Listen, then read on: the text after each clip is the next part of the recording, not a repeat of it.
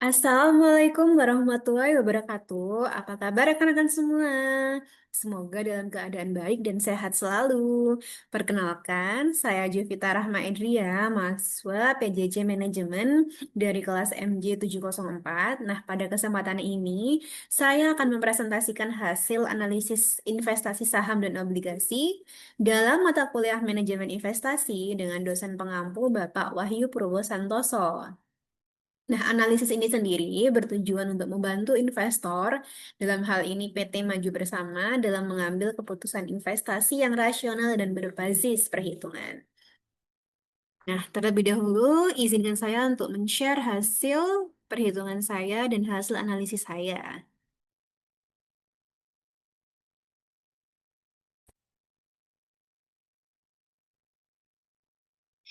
Baik, pertama-tama kita akan menganalisis saham terlebih dahulu.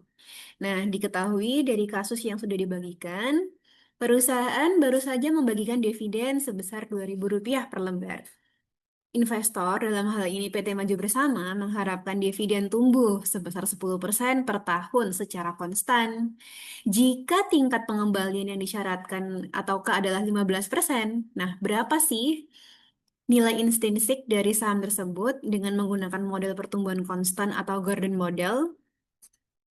Untuk Gordon Growth Model atau model pertumbuhan konstan adalah suatu metode penilaian saham yang menghitung nilai intrinsik saham dengan memanfaatkan harga pasar saat ini dan pembayaran dividen saat ini untuk menghitung tingkat pertumbuhan dividen yang diharapkan yang sesuai dengan harga.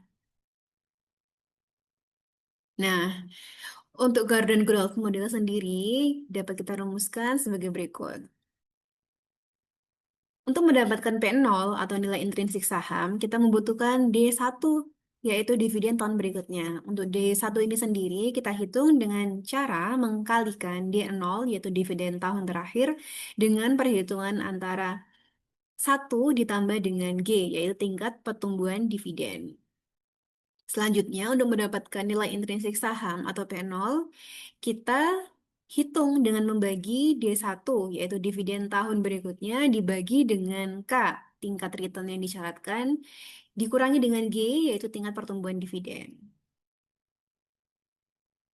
Nah, step pertama, kita akan menghitung berapa D1 atau dividen tahun berikutnya. Jika diketahui dengan data sebagai berikut, yaitu dividen tahun terakhir atau D0 yaitu Rp2.000 dengan tingkat pertumbuhan dividen atau G sebesar 10% atau 0,10 dan tingkat return yang disyaratkan atau K yaitu sebesar 15% atau 0,15, maka didapatkan dividen tahun berikutnya sebesar Rp2.200. Kemudian, untuk step kedua, kita akan menghitung P0 atau nilai intrinsik saham. Dari perhitungan, kita dapatkan nilai intrinsik saham atau P0 sebesar Rp44.000. Nah, selanjutnya kita akan analisis nilai intrinsik tersebut. Jika kita asumsikan harga pasar saat ini adalah 45.000, maka dengan perhitungan sebelumnya yang diketahui nilai intrinsik saham yaitu 44.000, maka dapat kita lihat nih, harga pasar itu sendiri lebih tinggi daripada nilai intrinsiknya. Nah, kondisi ini menunjukkan bahwa harga pasar saham lebih tinggi dibanding dengan nilai intrinsiknya, sehingga saham tersebut tergolong over value. Dengan demikian, saham ini dinilai kurang layak untuk dibeli karena berpotensi memberikan imbal hasil yang tidak optimal. Dalam hal ini, investor, yaitu PT Maju Bersama, disarankan untuk menahan kepemilikan saham tersebut atau mempertimbangkan untuk menjualnya guna menghindari risiko penurunan harga di masa mendatang. Selanjutnya, pada kasus analisis obligasi, di sini investor juga melirik obligasi dengan nilai nominal 10 juta dengan jangka waktu 5 tahun. Dan dengan tingkat bunga kupon 12% per tahun yang dibayar tahunan. Nah, jika tingkat bunga pasar saat ini adalah 10%, nah berapa sih harga wajar obligasi tersebut? Apakah obligasi ini dijual pada harga premium atau diskon? Harga obligasi sendiri dihitung dengan menjumlahkan nilai sekarang atau present value dari seluruh pembayaran kupon di masa depan dan present value dari nilai pokok yang akan diterima saat jatuh tempo. Rumus dasarnya yaitu harga harga wajar obligasi sama dengan present value kupon ditambah dengan present value nominal. Di sini, present value kupon didapatkan dengan mengkali, yaitu C, kupon tahunan, dikalikan dengan perhitungan berikut, dengan R sebagai tingkat bunga pasar, dan N sebagai jangka waktu. Kemudian ditambah dengan present value pokok atau nominal, dengan membagi antara hitungan F, yaitu nilai nominal, dibagi dengan hitungan dari satu tambah R dipangkatkan dengan N, yaitu jangka waktu itu sendiri. Baik, kita akan hitung berapa harga wajar obligasi. Step pertama, kita hitung terlebih dahulu present value coupon dengan rumus present value of annuity. Dari perhitungan, kita dapat lihat present value coupon adalah sebesar 4.598.944 rupiah. Kemudian step kedua kita hitung present value pokok. Dari perhitungan kita dapatkan senilai 6.209.213,23 rupiah. Kemudian step ketiga kita hitung harga wajar obligasi.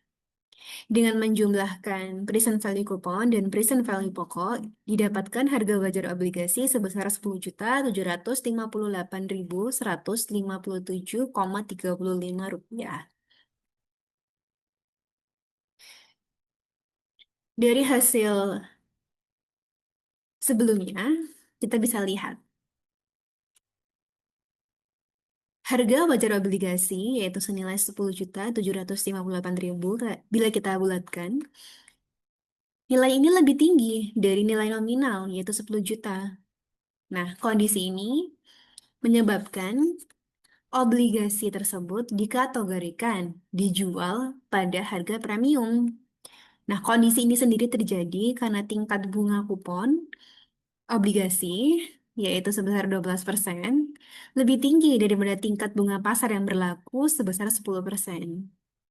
Jika tingkat kupon obligasi sendiri lebih besar dari tingkat bunga pasar, maka akan banyak investor bersedia membayar lebih mahal karena obligasi yang memberikan imbal bunga lebih tinggi daripada yang ditawarkan pasar. Dalam kasus ini, kupon senilai 12% tersebut lebih menarik daripada bunga pasar 10%, sehingga harga obligasi menjadi naik. Berikutnya, kita akan mengevaluasi portofolio saham dari investor. Dalam hal ini, PT Maju Bersama sudah memiliki portofolio A dengan kinerja setahun terakhir sebagai berikut, yaitu yang pertama rata-rata return portofolio yaitu 18% dan rata-rata return bebas risiko 6%, kemudian beta portofolio 1,2 dan standar deviasi 20%. Selanjutnya, kita akan evaluasi kinerja dengan menghitung indeks Harpe dan indeks Jensen untuk portofolio A. Dengan indeks Harpe, kita akan hitung berapa indeks Harpe dari portofolio A. Indeks Harpe sendiri adalah ukuran yang digunakan untuk menilai performa investasi dengan membandingkan tingkat return portofolio terhadap return bebas risiko dengan standar deviasi portofolio. Indeks Harpe sendiri kita hitung dengan mengurangkan return portofolio dikurangi dengan return bebas risiko, kemudian hasilnya kita akan bagi dengan standar deviasi. Dari perhitungan kita dapatkan indeks Harpe sebesar 0,6. Nah, nilai SARP yang positif, yaitu di atas 0 tersebut, dengan hasil sebesar 0,6, menunjukkan bahwa portofolio A mampu menghasilkan excess return yang positif dan cukup efisien terhadap risiko total. Sehingga kinerja portofolio dapat dikatakan baik, meskipun belum optimal. Selain itu, dapat kita simpulkan juga jika manajer portofolio dari PT Maju Bersama telah mampu mengelola risiko total dengan cukup efektif dan efisien, serta risiko yang diambil masih tergolong dalam batas wajar, sehingga portofolio A menurut indeks Harpe termasuk layak untuk dipertahankan. Kemudian kita akan hitung untuk indeks Jensen sendiri. Indeks Jensen atau Alpha Jensen adalah metode perhitungan untuk mengetahui kelebihan imbal hasil atau return dari nilai risk-free pada suatu portofolio investasi. Indeks Jensen sendiri kita rumuskan dengan hasil dari return portofolio dikurangkan dengan hasil perhitungan return bebas risiko atau RF ditambah dengan hasil perhitungan beta dikalikan return pasar dikurangi dengan return bebas risiko. Di sini kita akan asumsikan return pasar sebesar 15%.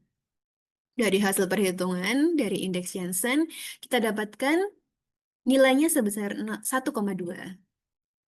Nah, dari hasil tersebut, kita bisa ketahui jika nilai Jensen yang positif dengan perolehan lebih dari 0 sebesar 1,2 menunjukkan bahwa portofolio A mampu menghasilkan return di atas return pasar yang disesuaikan dengan risiko, sehingga manajer portofolio dapat dikatakan berhasil mengalahkan pasar.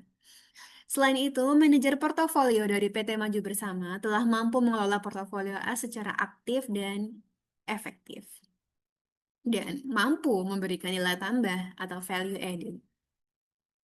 Nah, berikut adalah referensi saya dalam mengerjakan tugas. Baik, sebagai kesimpulan, saham yang telah saya analisis, terutama pada saham A atau portofolio A, berada dalam kondisi overvalue dan kurang layak dibeli. Kemudian, obligasi yang sempat diminati oleh perusahaan, terutama yaitu PT Maju Bersama, bisa kita nilai premium karena kupon lebih tinggi dari bunga pasar. Kemudian, portofolio A juga menunjukkan kinerja yang baik, terbukti dari nilai Sharpe positif dan Jensen Alpha yang mengalahkan pasar. Dengan hasil ini, investor dapat mempertimbangkan untuk menambah porsi obligasi premium dan mengevaluasi kembali saham yang overvalue agar portofolio tetap optimal.